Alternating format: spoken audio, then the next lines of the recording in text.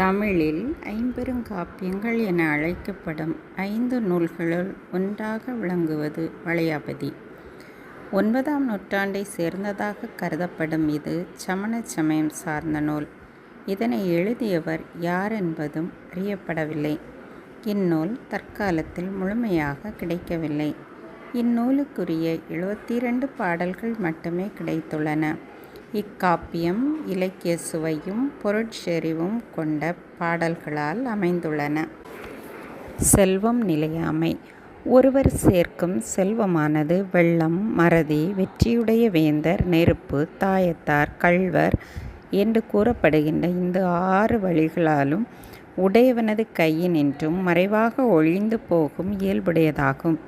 ஆதலால் உள்ளீடற்று நமக்கு உதவாத பொய்யான பொருளாகிய செல்வத்தை பற்றாமல் துறந்த சான்றோர் பிறர் இகழ்வதற்கு காரணமான பெரிய துயரங்களைச் செய்யும் பிறவி பிணியாகிய துன்பத்தை நீக்கி வாழ்வர் எனப்படுகிறது.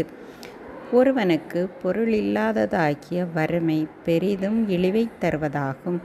மற்றும் அப்பொருள் பெருமளவு வைத்திருந்தாலும் அவனது உயிருக்கு பெரிதும் அச்சத்தை தருவதாகும்.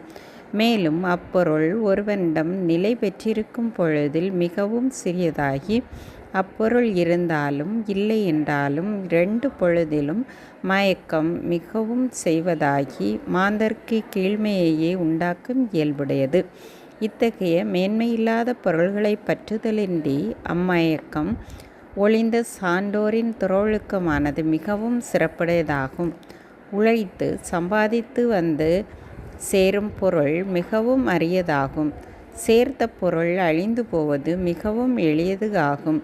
நிரந்தரமாய் தக்க வைத்து கொள்வதும் அரிதாகி பல்வேறு துன்பங்களையும் தருகின்ற மாட்சிமையில்லாத இயல்புடைய பொருத்தமற்ற பெறுதற்கரிய இவ்வுலகப் பொருட்களை விரும்பாது துறந்த சான்றோருடைய வெற்றியே உலகில் பெற கிடைக்கும் வெற்றிகளுள் தலை சிறந்த வெற்றி எனப்படுகிறது.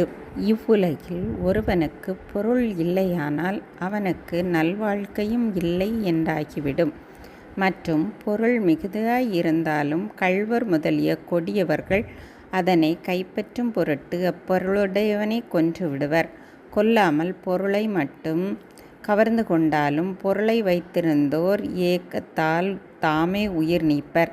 அது மட்டுமல்லாது ஒருவனுக்கு பொருள் இல்லாமையாகிய வறுமை உண்டாகிவிட்டாலோ இம்மையினும் மறுமையினும் அவ்வறியவனுடைய வாழ்க்கை பயனற்றதாய் பொலிவிழந்து காணப்படும். அத்தகைய பொருளும் ஒருவன் விரும்பிய பொழுது அவனிடம் வந்து சேர்வதும் இல்லை. ஆகவே இத்தகைய பொருளின் மீது பற்று வைக்காமல் துறந்து போவதே சிறப்பு எனப்படுகிறது. பொருளின் மீது ஆசையை துறப்போர்க்கும் சுவர்க்கம் உண்டாவது உறுதி என்பதாம்.